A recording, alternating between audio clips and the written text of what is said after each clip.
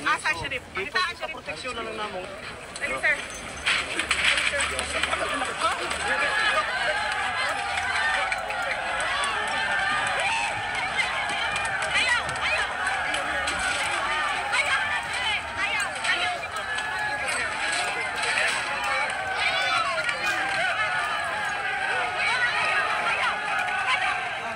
Over 200 houses were set to be demolished in the area based on a court order issued on June 23rd.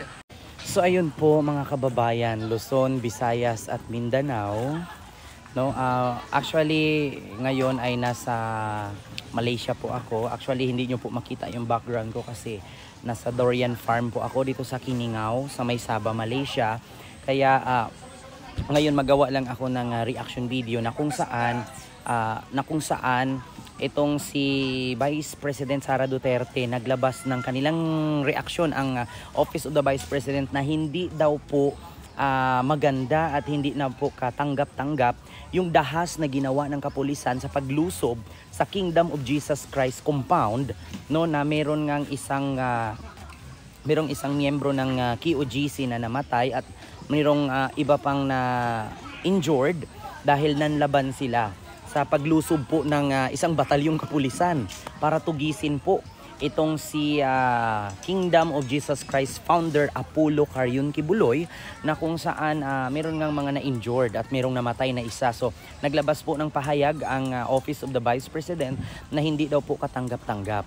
So ngayon, hindi katanggap-tanggap. Pero bakit nung kapanahunan nga ni Pangulong Rodrigo Roa Duterte, ito ang sabi ito ha, Philstar, nung panahon ni Duterte ito na kapag may mga addict, may mga drug lord, drug pusher, or mga sangkot sa droga, anong sabi ni Duterte?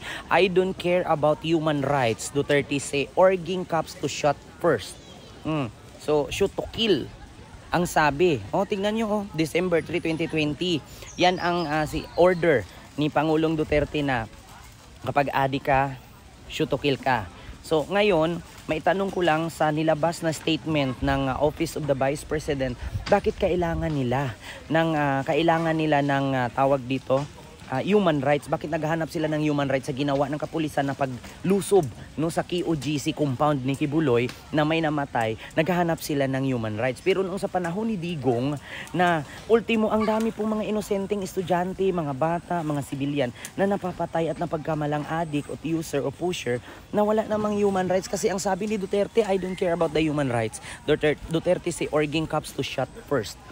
Barilin muna bago ang human rights. So, yun naman po yung aking reaction video. Kaya, nakita nyo naman po yung video ngayon na si Sara Duterte ba, yung binugbog ba niya yung sheriff doon na nagpapademolish ng mga squatter, may human rights ba siyang iniisip doon? Nagdala ba siya ng human rights? Bakit niya binugbog diretso? Kaya, ito lang ha, bago ako mag-end ng ating topic is, listen, learn. Huwag mong gawin sa kapwa kung ayaw mong gawin sa'yo. Diba? Ginawa ni Digong noon, no human rights.